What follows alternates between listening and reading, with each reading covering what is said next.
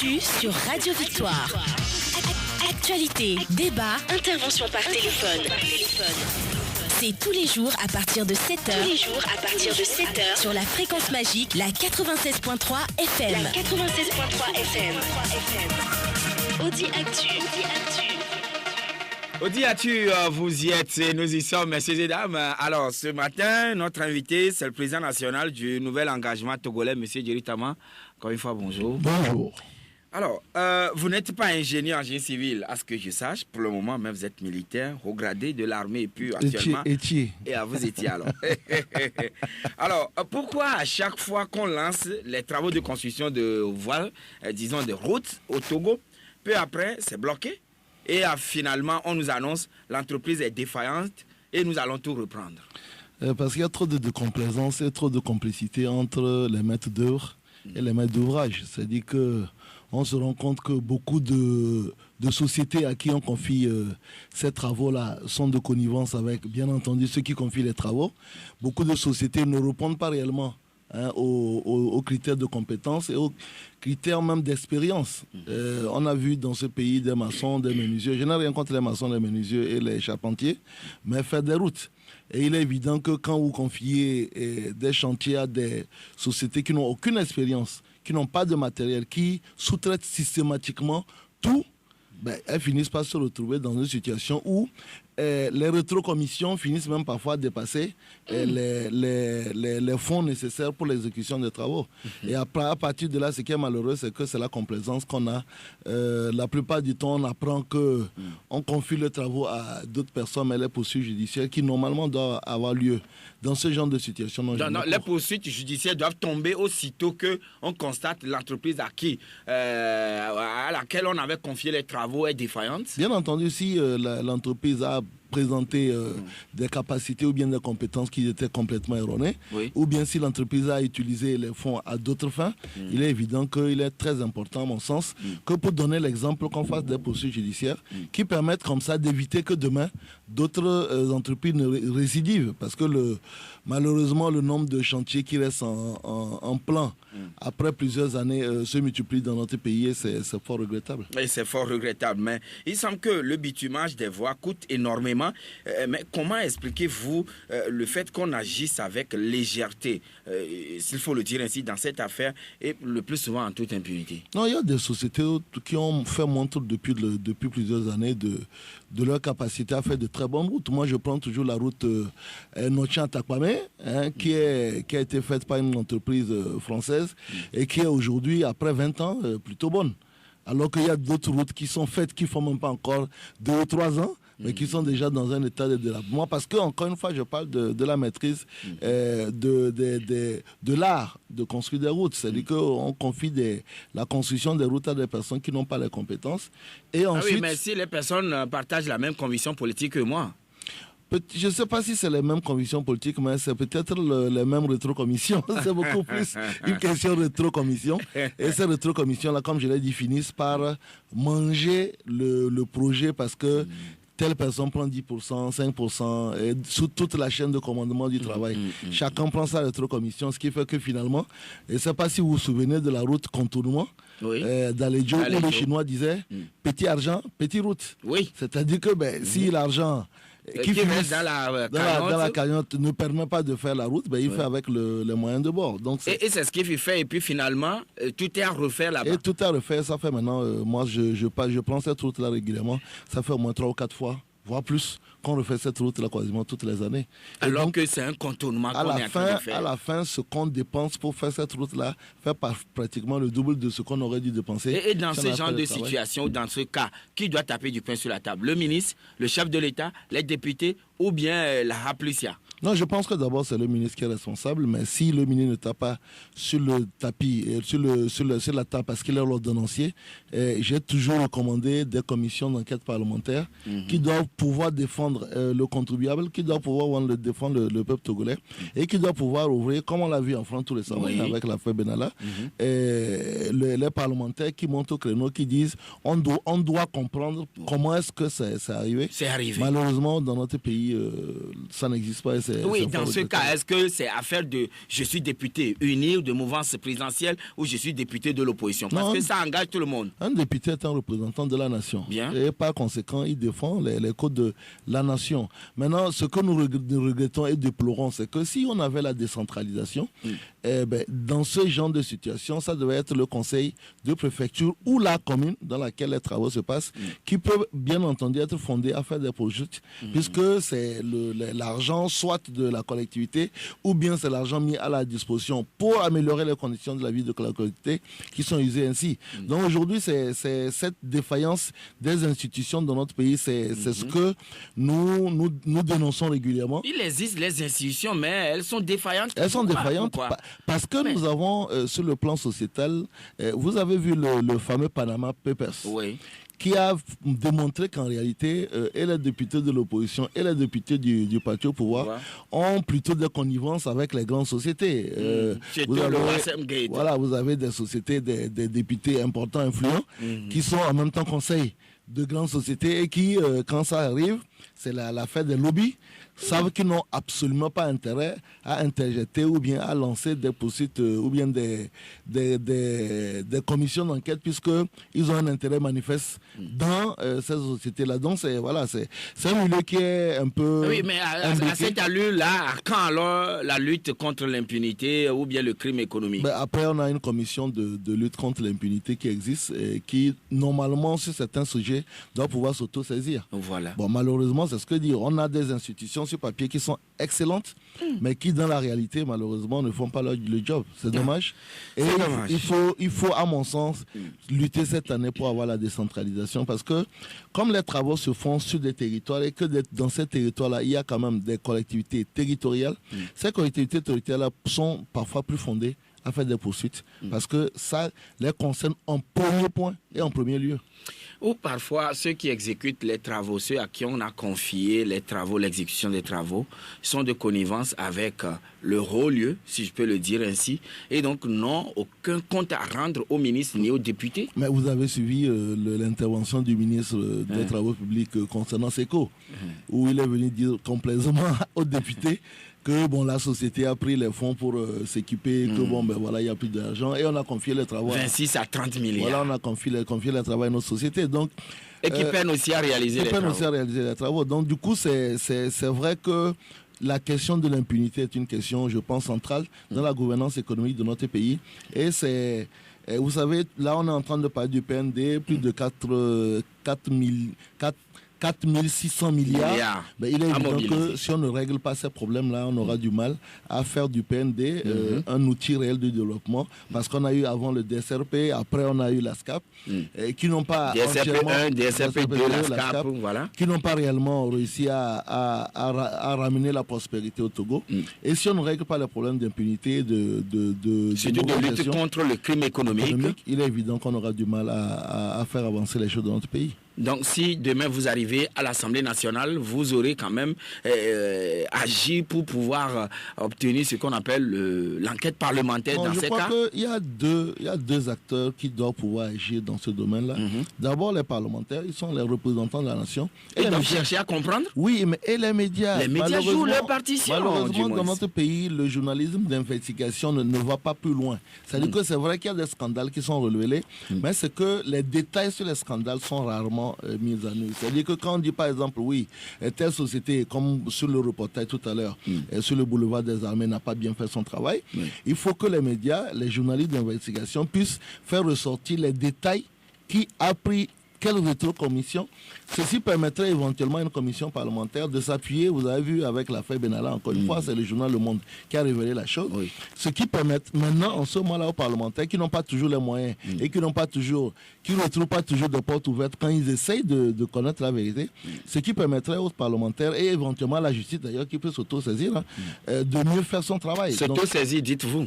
La justice. Je dis qui peut s'auto-saisir. Okay. Je n'ai pas dit qui s'auto-saisir, mais qui peut s'auto-saisir. Oui. Et puis aujourd'hui, on a une commission de lutte contre la corruption qui aussi peut s'auto-saisir quand le scandale est révélé avec des détails suffisamment importants et suffisamment plausibles pour qu'ils puissent s'en saisir. Alors, Monsieur Jerry Tama, on profane désormais les lieux de culte ou d'adoration au Togo. Alors, où va-t-on? C'est criminel cette façon de faire. Je pense que nous avons 3 grandes religions au Togo, le christianisme, l'islam et bien entendu l'animisme, qui ont toujours vécu en intelligence les unes vis-à-vis des autres. D'ailleurs, beaucoup même de religions sont pratiquées doublement par les concitoyens. Vous avez des chrétiens qui n'hésitent pas à aller tuer le poulet quand c'est compliqué. Et c'est assez curieux que, pour une fois dans la vie de notre pays, que des individus mal intentionnés s'en prennent au lieu de culte d'une religion dans un moment où la solidarité et le vivre ensemble a été assez solidement ébranlé. Et c'est assez criminel. Je crois que si l'homme a quelque chose de particulier, c'est sa foi. Et la foi de l'homme ne doit en aucune façon être remise en cause par des gens. Et nous profitons de ce média-là pour condamner avec la plus grande rigueur ces profanations de lieux de culte. Parce qu'un lieu de culte est quelque chose de sacré. Et on ne doit en aucune façon, sous le prétexte peut-être que ces lieux ne sont pas gardés, ils n'ont pas à être gardés. On n'en a pas besoin. Voilà, profaner, incendier comme ça le fait actuellement. J'engage le gouvernement et surtout le ministère en charge de la justice et de la sécurité, ces ministères-là, à mettre tout en œuvre pour retrouver dans les meilleurs délais les responsables de ces actes criminels. Donc on doit faire confiance à cette commission, disons, il n'y a aucune commission qui est mise en place, mais quand même, une enquête est ouverte. Oui, il faut absolument. Parce qu'on ouvre souvent les enquêtes, mais elles n'aboutissent jamais. C'est le mal. Il y a certaines enquêtes qui n'aboutissent pas, il y en a qui aboutissent en fonction des sujets. Mais je crois que ceci est suffisamment grave pour qu'on fasse des enquêtes et pour qu'on retrouve rapidement les personnes. Parce que quand les troubles communautaires, surtout reliés à la religion, se déclenchent, c'est quelque chose qui n'a pas de rationalité. Vous comprenez? La religion, c'est quelque chose qui est irrationnel. Et donc, à partir de là, ça devient très dangereux. Surtout avec ce qui se passe dans le monde aujourd'hui. Vous savez, il y a des fous qui ailleurs manipulent, exploitent la religion musulmane à des fins inavouées. Et il est très très regrettable que d'autres personnes veuillent lever, on va dire, la bête avec cette religion-là. Donc je pense qu'il faut rapidement trouver les responsables de ces crimes. Et les châtier à leur juste mesure. Et les châtier à leur juste mesure. Faisons un petit tour à Abidjan, là en Côte d'Ivoire, où Madame Simone Gbagbo attend impatiemment sortir bientôt pour humer l'air du dehors. Elle est sortie même apparemment. Elle est sortie mercredi, je pense. Enfin, c'est ce que j'ai lu ce matin avant de venir voir toujours. Bon. Elle serait sortie. Là, c'est la bonne nouvelle. Et donc, maintenant, ma question est de savoir, Monsieur Alassane Dramane Ouattara, le président de la Côte d'Ivoire, a amnistié plus de 800, disons près de 800 détenus. Et maintenant, est-ce une volonté manifeste de ce président ou bien on lui a forcé la main ou carrément il veut cimenter la réconciliation? Je pense qu'il y a les deux. Le premier élément, c'est que ça commençait à devenir gênant 7 ans après son accession au pouvoir, qu'on ait toujours l'impression qu'on a eu assisté à une justice des vainqueurs. Parce qu'il y a très peu de personnes qui ont quand même été pourtant reconnues coupables de crimes de sang de son côté, qui ont été inquiétées ni par la justice nationale ni par la justice internationale. Et donc ça devenait un peu gênant et qu'on a l'impression que c'est juste les vainqueurs c'est juste les vaincus qui se retrouvent dans la prison. Et puis je crois que monsieur... Alors que c'était une crise ouverte entre deux parties. Et puis je crois que monsieur Ouattara est dans une logique après son discours concernant la mise en place du RHDP, de préparer sa sortie de la scène politique. Il a, après avoir eu des velléités de se présenter, ou bien après avoir effrayé un peu les gens en disant que rien n'excluait un 3e mandat, il a clairement dit qu'il n'allait pas se représenter et a invité son confrère Bédié à faire de même, à confier le pays à des jeunes. Et aujourd'hui, je pense que ce geste de magnanimité, qu'il faut saluer, vient... un grand pas a-t-il... Oui, un énorme pas a été fait, parce que 800 personnes quand même, c'est autant de deux personnes qui, premiers responsables, que ce soit du FPI de l'époque ou bien même d'autres bords politiques, qui recourent aujourd'hui la liberté et qui vont sans aucun doute revitaliser la scène politique ivoirienne qui commençait à prendre un peu du plomb dans l'aile parce qu'on ne trouvait pas les personnes, les grandes personnes, les grandes figures.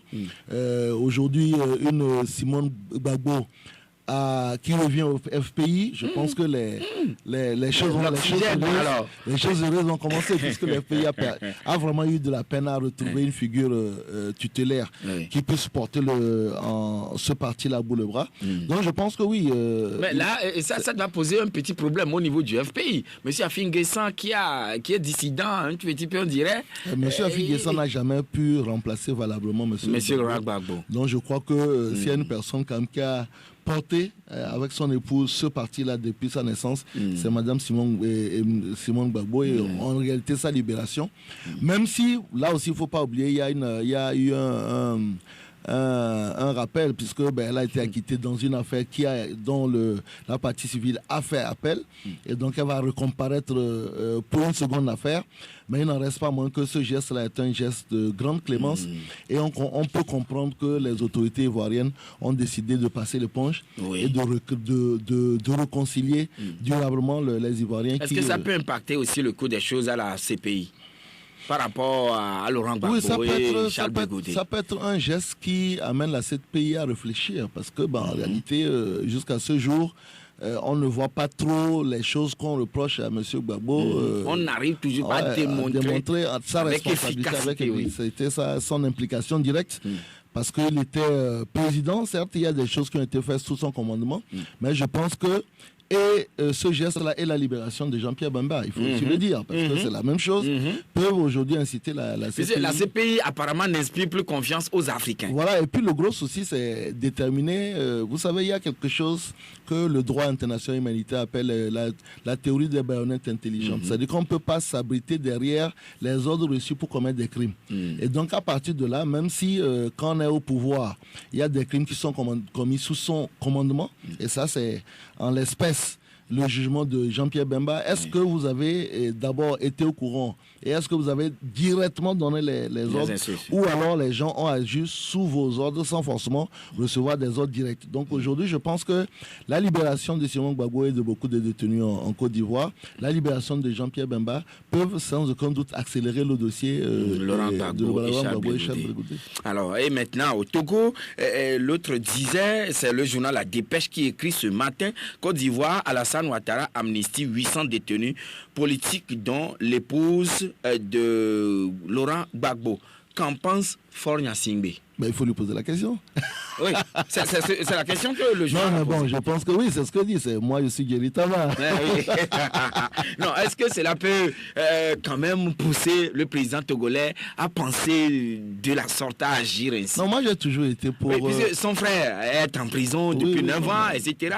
Non, l'affaire, ce n'est pas l'affaire de son frère. L'affaire, c'est de voir est-ce que la prison règle les problèmes.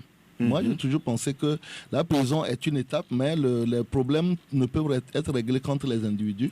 Et que, vous savez, en Afrique, les relations de sang sont des relations qui sont sacrées. Moi, j'ai toujours trouvé que si M. Kwacha Gnassingbé devait être en Afrique, on dit si on devait lui tirer l'oreille. Je pense qu'on l'a suffisamment tiré l'oreille et qu'il est temps aujourd'hui de réconcilier cette famille qui est une grande famille dans l'histoire politique du Togo et qu'il est temps aussi de réconcilier d'autres personnes qui ont été impliquées dans ce dossier-là. Parce que, oui, la justice a dit qu'il y a eu des crimes. Il a été déjà condamné. Oui, et maintenant, après, je crois qu'au bout d'un certain temps, la réconciliation a plus de force en réalité que le maintien en détention. Parce que aujourd'hui, je crois que la leçon est suffisamment rentrée et qu'au bout d'un certain temps, moi, j'aimerais bien, je serais l'un des plus heureux que à la fête peut-être de fin d'année, que certains un certain nombre de détenus, nos amis de Neboké, les détenus... les 57 autres détenus, qui sont détenus. Et puis, il faut aussi dire une chose qui est très importante. Aujourd'hui, il y a beaucoup de personnes qui se retrouvent en prison, faute d'un appui d'avocats, qui se retrouvent en prison parfois pour des affaires civiles, pour une dette, pour voler. Parfois, ils dépassent même le temps maximal qu'ils auraient pu écouper. Parfois, c'est parce que j'ai Maya parti avec telle personne et puis il appelle un officier, il appelle une connaissance et on me jette en prison. Il ne faut pas non plus qu'on passe notre temps à défendre les gens qui sont connus au détriment de cette pauvre personne-là qui se retrouve en prison parfois pour c'est-à-dire que pour pas grand-chose, pour pas faire une histoire, une affaire civile. Il y a des gens qui doivent de l'argent, par exemple, aux microfinances, alors que c'est des histoires civiles. Ils n'avaient pas de raison à ce qu'ils se retrouvent en prison parce qu'il n'y a absolument aucune infraction derrière, mais bon, ils se retrouvent en prison parce qu'il n'y a personne pour le défendre et parce que parfois le collecteur l'a envoyé dans une gendarmerie, dans la foulée, la personne se retrouve en prison. Donc je crois qu'il faut assainir notre système judiciaire et tout autant on peut bien entendu appeler à la libération de M. Fakpakian Singbe, toutes les personnes impliquées dans cette ténébreuse affaire, les 57 personnes écrouées lors de la manifestation. Et à ce niveau, M. Pascal Adoko disait avant-hier sur nos antennes qu'il ne comprend pas pourquoi on tend aujourd'hui à faire valoir le fait de jeter la personne en prison comme si c'est une bonne chose parce qu'il ne partage pas une conviction politique. Oui, bon, maintenant après, vous savez, nous aussi on a essayé d'aller, on fait du lobby, contrairement à ce que certaines personnes pensent, on a fait du lobby par rapport aux personnes qui sont incarcérées. Et les réponses qu'on vous donne quand vous y allez, c'est que une bonne partie de ceux qui sont aujourd'hui encore en prison, c'est qu'il y a des voies de fait. Et quand vous avez des voies de fait qui parfois soit sur des individus, il y a eu des complications, que ce soit des blessures, que ce soit on va même dire des décès. La réponse de la justice ne doit pas être tout simplement que parce que ce qui est arrivé dans le cadre des manifestations, on doit avoir une libération immédiate. C'est avec ce même raisonnement-là que nous demandons, et nous avons toujours fait depuis plusieurs années, que tout militaire dans l'exercice de ses fonctions qui seront coupables de meurtre ou bien alors de blessure sur la personne d'un civil, qu'on ne s'abrite pas uniquement sur sa spécificité pour ne pas le poursuivre. On doit poursuivre autant les personnes des forces armées togolaises ou bien alors des forces de sécurité qui seront coupables de voies de fait que les personnes civiles qui seront coupables de voies de fait. Il faut que la justice soit la même pour tout le monde, quitte à ce que le chef de l'État puisse gracier ces personnes. Aujourd'hui, ce que nous souhaitons, c'est que les 57 personnes qui sont là, et c'est ce que la CEDEAO a dit, accélérer la procédure judiciaire pour en ce moment-là, après éventuellement un procès qui puisse obtenir éventuellement une grâce présidentielle. Une grâce présidentielle. Alors, monsieur Djiritama, nous allons aborder la question concernant la feuille de route de la CEDEAO. Alors, aujourd'hui, la feuille de route tant attendue est sortie il y a plus d'une semaine. Et ce midi, à l'hôtel de Février-Salle, et voilà, la rencontre du comité de suivi avec l'opposition s'annonce. Est-ce que le NET... Avec le C14, il faut toujours avec la C14, parce que l'opposition elle est plurielle. Donc oui. Est-ce que le NET, entre-temps, est aussi invité? Non, vous savez, la feuille de route a été claire. Il y a un comité de suivi qui va être mis en place avec les facilitateurs, la commission de la CEDEAO, la C14 et UNIR. Donc ce comité de suivi-là, nous ne le remettons pas en cause. De toute façon, nous n'avons jamais rien remis en cause parce que de toute façon, nous n'avons pas la capacité de le remettre en cause. On peut commenter comme nous sommes en train de le faire. Mais ce que nous reconnaissons, c'est qu'il faut aller vite. Parce que ça fait une année que la crise dure et quand vous regardez... Oui, mais avant quand même cette invitation du comité de suivi, le ministère de l'administration territoriale aurait invité aussi des partis politiques, y compris le NET. Mais finalement, la réunion est avortée. On vous a donné les raisons. Elle est reportée la semaine prochaine. Je suppose que par rapport même à cette rencontre-là, parce que la feuille de route précise bien qu'il faut mettre en œuvre ces recommandations en accord avec la classe politique togolaise. La classe politique togolaise, il y a sans aucun doute la C14, mais sauf si la C14 depuis un certain temps a réécrit la charte des partis politiques et que la classe politique togolaise se résume uniquement à la C14, la classe politique togolaise, c'est l'ensemble des formations politiques qui ont une activité terrain, qui est une activité régulière dans le cadre des institutions togolaises. Et je pense que le net fait partie de ces parties-là qui ont une activité terrain, qui agissent dans le cadre des institutions au Togo. Et comment avez-vous analysé de manière globale la feuille de route qui a été Non, proposée? c'est du pragmatisme. Vous savez, bon, on ne va pas non plus se jeter les fleurs parce que ça ne sert à rien. Mais quand vous prenez la feuille de route, ça correspond à tout point de vue aux positions que défend le net depuis maintenant une année. À savoir que ce que le rapport de force permet de faire, on le fait. Ce que le rapport de force ne permet de pas le faire, ben, on ne le fait pas. C'est-à-dire, on a parlé du retour à la Constitution de 92. Nous disions déjà à l'époque, le retour à la Constitution de 92 n'est possible que si ceux qui réclament ce retour-là ont la capacité à atteindre leurs objectifs, suivant les textes en vigueur au Togo, à savoir l'article 144 de la Constitution togolaise. Donc, à partir du moment où ceux qui réclamaient le retour à la Constitution de 92 n'avaient pas les 4/5 de l'Assemblée nationale, n'avaient pas un président de la République à leur profit, ça ne servait à rien de réclamer quelque chose dont vous saviez que si vous n'avez pas le partenariat avec ceux qui ont une majorité à l'Assemblée, vous n'aurez pas. Quand on a réclamé le départ immédiat ou différé du chef de l'État, nous avions dit, mais comment se fait-il que ceux qui réclament le départ immédiat ou différé du chef de l'État sont ceux avec qui nous sommes allés aux élections en 2015, qui ont reconnu directement la victoire de M. Fonya Singbe, notamment lui écrivant des courriers en l'appelant Monsieur le Président de la République, peuvent demander 2 ans plus tard que ce monsieur-là n'est plus fondé à être président de la République. Ce n'est pas une question de vouloir que M. Fonya Singbe reste en permanence au pouvoir, puisque nous avons été candidats contre lui avec l'envie de prendre sa place, de lui piquer sa place. Donc la question, c'est de savoir est-ce que ce qu'on réclame est dans le cadre des institutions et des textes de son pays. Et quand les gens parlaient de la transition, nous disions, ben, écoutez, la transition, on veut bien.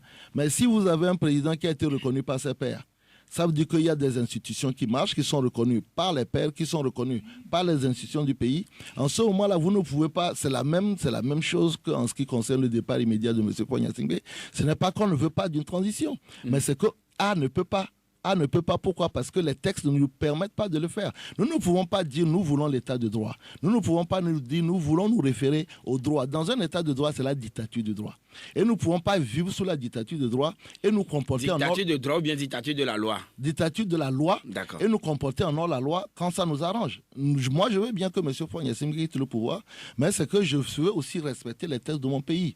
Et quand vous allez déposer au ministère de l'Administration territoriale les textes pour devenir un parti politique, et que vous voulez être un parti politique qui agit dans le cadre de la loi, vous ne pouvez pas demander, sous le prétexte que la rue gronde, c'est une bien bonne chose, demander qu'il y ait une transition parce que vous avez pu mettre la rue, les personnes dans la rue. Oui, mais aujourd'hui, est-ce que nous ne sommes pas dans le schéma d'une transition, étant donné que tout ce qu'on doit faire aujourd'hui, c'est le comité de suivi de la CEDEAO, comme c'est le Togo sous tutelle aujourd'hui, politiquement parlant? On n'a jamais dit que le comité de suivi se substitue aux institutions de la République. C'est un comité qui accompagne avec, bien entendu, c'est pour ça que vous avez vu que... Et voilà qu'une semaine après, vous-même, Togolais, en tant qu'acteur politique, que ce soit la coalition ou unie, y compris vous, les partis qui n'êtes pas au dialogue, vous n'avez daigné vous retrouver ensemble et il a fallu que le comité de suivi vienne vous rassembler. Mais c'est ce qui est regrettable dans notre pays. Vous ne voyez pas que vous êtes sous tutelle aujourd'hui? Non, ce n'est pas qu'on est sous tutelle. D'abord, je rappelle que le comité de suivi est composé de la commission de la CEDEAO, des facilitateurs et des 2 parties prenantes de dialogue. Oui, et là, c'est ce que la C14 rejette, qu'il n'est pas mentionné dans le communiqué final propre, mais il y aurait eu un communiqué final charcuté. Moi, je ne fais pas de spéculation. Je suis allé sur le site internet de la CEDEAO. J'ai téléchargé la version française qui est sur le site internet de la CEDEAO parce que je n'étais pas dans la salle. Et ce que j'ai lu sur cette version-là, c'est ce qui a été lu dans la salle sur les images que nous avons suivies. Maintenant, s'il y a une autre version, honnêtement, le jour où on présente cette autre version, on va se fier à cette version-là. Donc, pour le moment, la version officielle, c'est celle qui se retrouve sur le site internet de la CEDEAO et je me fie à cette version-là. Et donc, vous dites quand même que Togo n'est pas sous tutelle de ce comité? Non, on ne peut pas. Personne ne remet encore la souveraineté du Togo. À ce que je sache, les recommandations aujourd'hui, elles sont à prendre parce que nous avons appelé la CEDEAO à venir nous aider. Mais la souveraineté de la CEDEAO, du Togo est intacte. La preuve, c'est que la CEDEAO demande au gouvernement togolais d'organiser des élections. La coalition des 14 exige la recomposition intégrale de la CENI, y compris 50% pour l'opposition et 50% pour le parti au pouvoir, et la présidente de la CENI doit revenir à la C14 et également un gouvernement de transition pour mettre en œuvre toutes les clauses de la feuille de route. Qu'est-ce que vous en pensez, honnête? On marque la pause. Actu. Toute l'information en temps réel sur la 87.3 Victoire FM.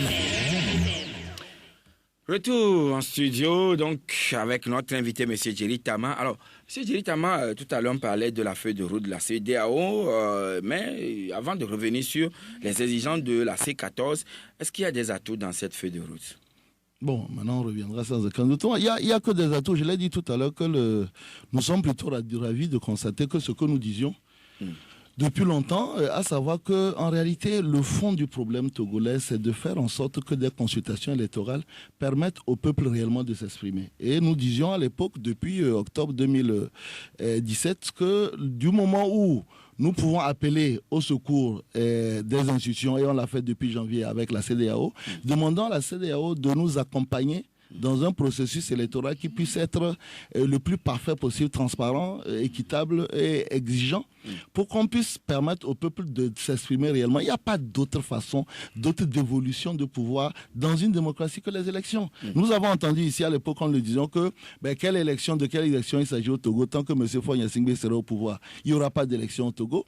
Donc aujourd'hui, quand vous prenez l'ensemble des recommandations de la CEDEAO, elles sont à la limite même de ce sort, c'est-à-dire il faut faire les réformes constitutionnelles dans un hypothèse numéro 1 à l'Assemblée nationale, si on arrive à y trouver un consensus, et à défaut, il faut demander au peuple. Et en ce moment-là, on met un comité de suivi qui va s'assurer que les élections, qu'elles soient législatives avec une date de référence le 20 décembre et qu'elles soient éventuellement... Date de référence, dites-vous? Oui, avec une date de référence d'accord. le 20 décembre, ou qu'elles soient référendaires, qu'elles se réalisent selon les normes internationales et que tous les citoyens togolais puissent avoir la capacité d'exprimer leur choix dans les urnes et que ce choix-là se traduise dans les résultats de la CENI. Oui, mais pour la mise en œuvre de tout ça, la coalition exige un gouvernement de transition. Écoutez, vous savez, je pense que quand on a passé son temps à exiger beaucoup de choses et qu'on n'a jamais rien eu, au bout d'un certain temps, il faut changer. Parce qu'on a exigé le retour de la Constitution de 92, on ne l'a pas eu. On a exigé le départ de M. Faure Gnassingbé, mais quand même, M.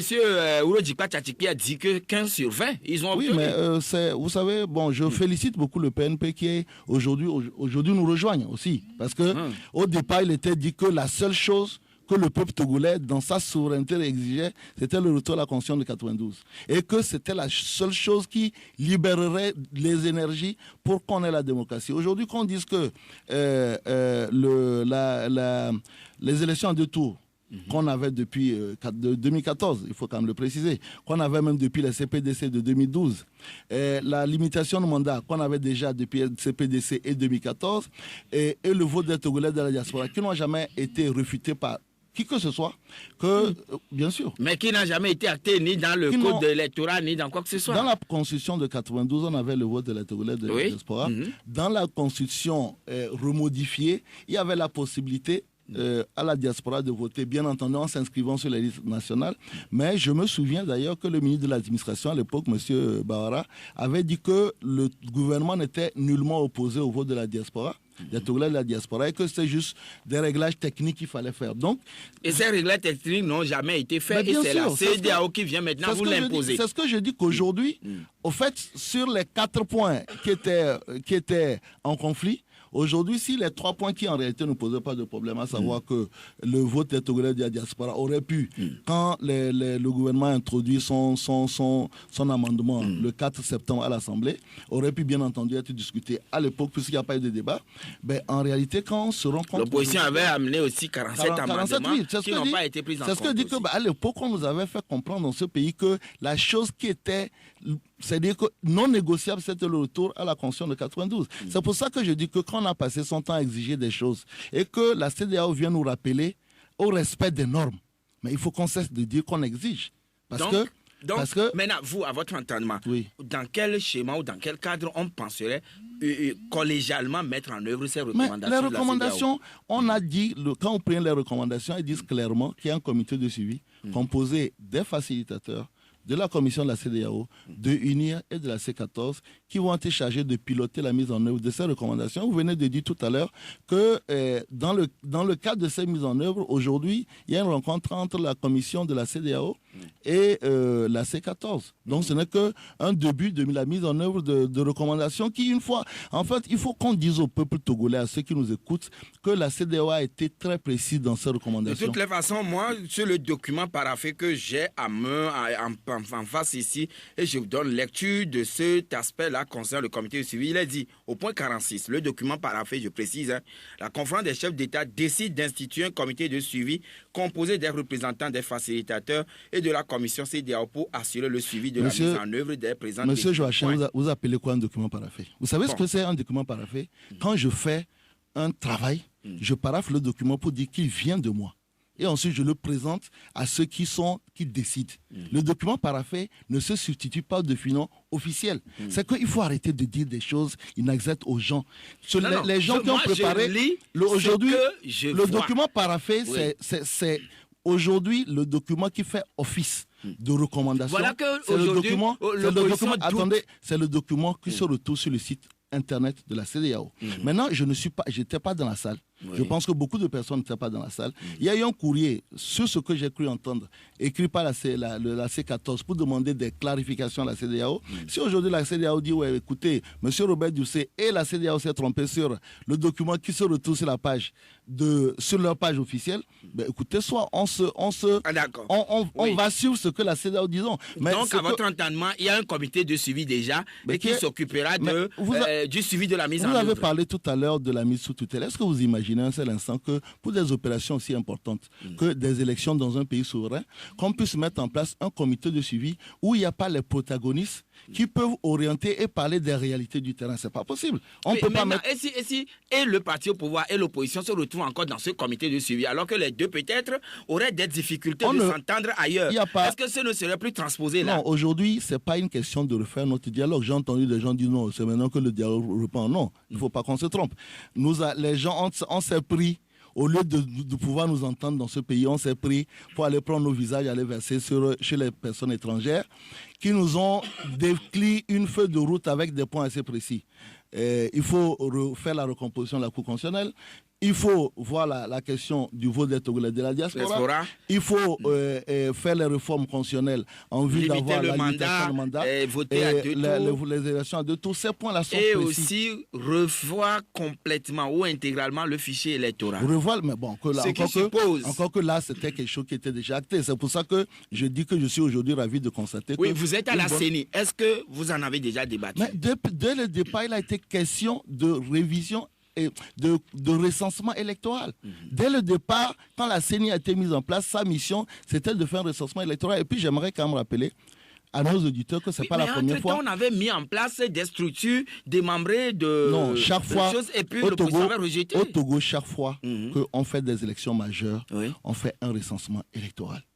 Maintenant, quand il y a deux élections qui se suivent coup sur coup, on fait une révision électorale. Et le problème qu'on a eu en 2015, on a fait une révision électorale.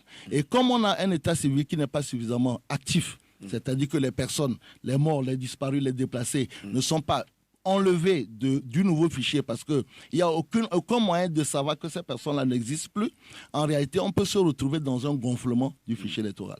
Mais à la veille de chaque élection majeure, on fait un recensement, et il faut dire aux Togolais qui nous écoutent qu'un recensement produit un fichier électoral neuf. Et on dit le renforcement du processus électoral, en particulier le fonctionnement effectif et avec une participation inclusive de l'ensemble des acteurs à la CENI. Votre document paraphé, il ne faut pas mettre de...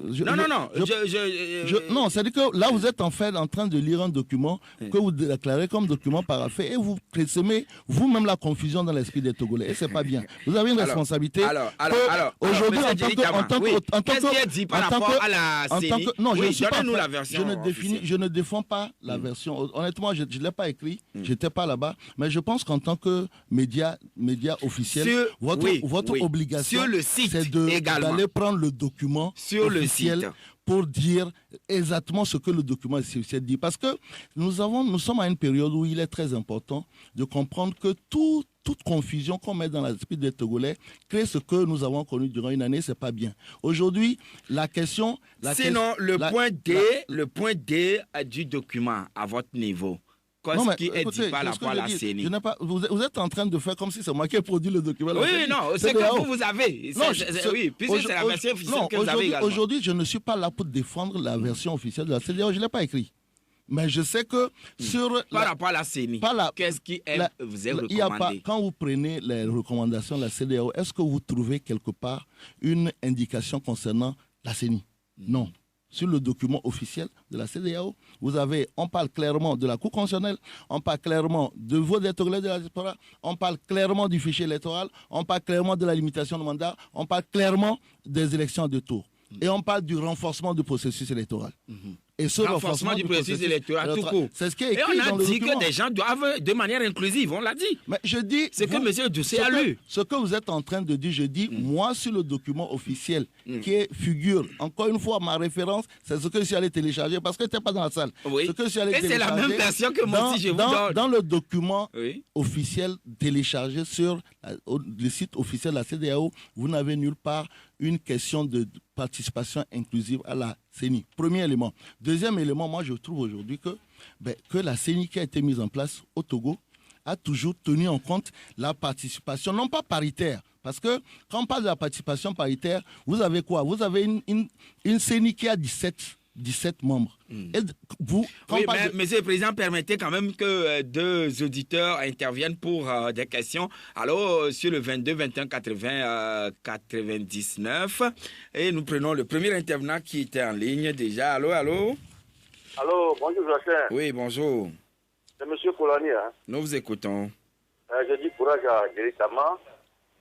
Et puis, moi, c'est mon inquiétude, Jerry Tama. On est tous des politiciens. Avec ce que la CEDEAO a sorti. On n'a même pas parlé des élections locales. Dans ce pays, tout le peuple souffre là. Il faut qu'il se prenne en charge. Si la base est définie, je ne vois pas le sommet. Ça va tomber de soi-même. D'accord. Tous les politiciens qui écoutent cette chaîne-là, je vous en prie, il faut faire des élections. Même si c'est le 20 décembre, là, il faut faire les élections locales. Les élections législatives, là, pour sauver ce peuple-là. C'est très important. Ah bon. Merci pour la suggestion et les acteurs politiques vous écoutent évidemment. Le deuxième intervenant en ligne, allô? 92 02 80 63 22 21 80 99. Allô? Allô?